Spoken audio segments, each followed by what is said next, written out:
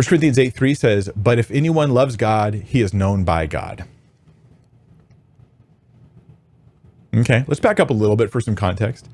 He says, now concerning food offered to idols, we know that all of us possess knowledge. This knowledge puffs up, but love builds up. If anyone imagines that he knows something, he does not yet know as he ought to know. If anyone loves God, he is known by God. It's actually really beautiful the way this is written. Knowledge puffs up. You know, you think you have this sort of theological knowledge. This is a temptation for those of us, like people who are more inclined to listen to my content, for me, myself as well, to become egotistical because we have knowledge about theology and about doctrine. But Paul shifts to the sort of the better knowledge, the best knowledge, which is the knowledge of God. And so look how he uses the word knowledge. Yeah, all of us possess knowledge, but this knowledge puffs up. But love is always good. Love doesn't have this downside, it just builds up. It's a good thing. Yeah, and if you imagine that you know something, you don't know it as you ought to know. But if anyone loves God, he's known by God. And that's the ultimate knowing. So if you love God, you're known by God. I think Paul's just trying to shift us from the perspective of theological debates. And I should be careful here, because I think that theological debates are actually comprise a lot of the New Testament documents themselves. There are a lot of theological debates. Like, God's not opposed to theological debates. I shouldn't put it that way.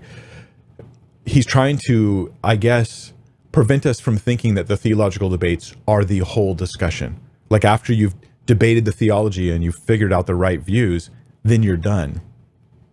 No, that's not right. That knowledge without love and the love of God is a huge issue.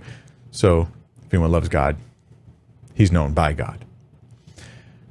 So the verse then that you brought up to pair with that is Matthew 7, where Jesus says, I never knew you. Okay, so let's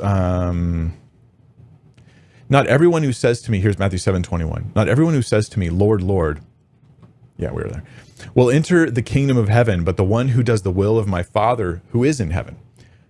On that day, many will say to me, Lord, Lord, did we not prophesy in your name and cast out demons in your name and do many mighty works in your name? Then I will declare to them, I never knew you. Depart from me, you workers of lawlessness. So the important thing here, I think, for this context is Jesus says, I never knew you, to people who called him Lord, and they did works in his name. And he's like, I never knew you, which implies, this does imply at every stage of the things they were doing, as they were doing Christian ministry or ministry in the name of Jesus, they did not know Jesus truly. So that does seem to apply. Now we've looked at both separately. Your question is how they work together. So would I agree that Jesus saying, I never knew you in Matthew 7 is the equivalent of him saying, you never loved me?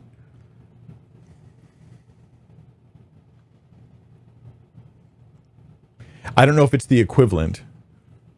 I don't know if I would go as far as saying that, and forgive me for someone saying I'm logic chopping.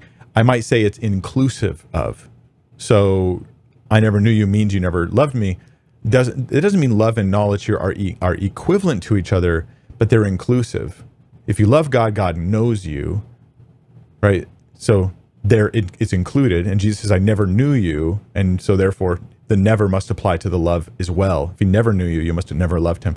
I think that's a safe conclusion, but it's not the same thing as equivalent. It's more like inclusive. If I hope I'm making sense. Either way, I'm just going to the next question.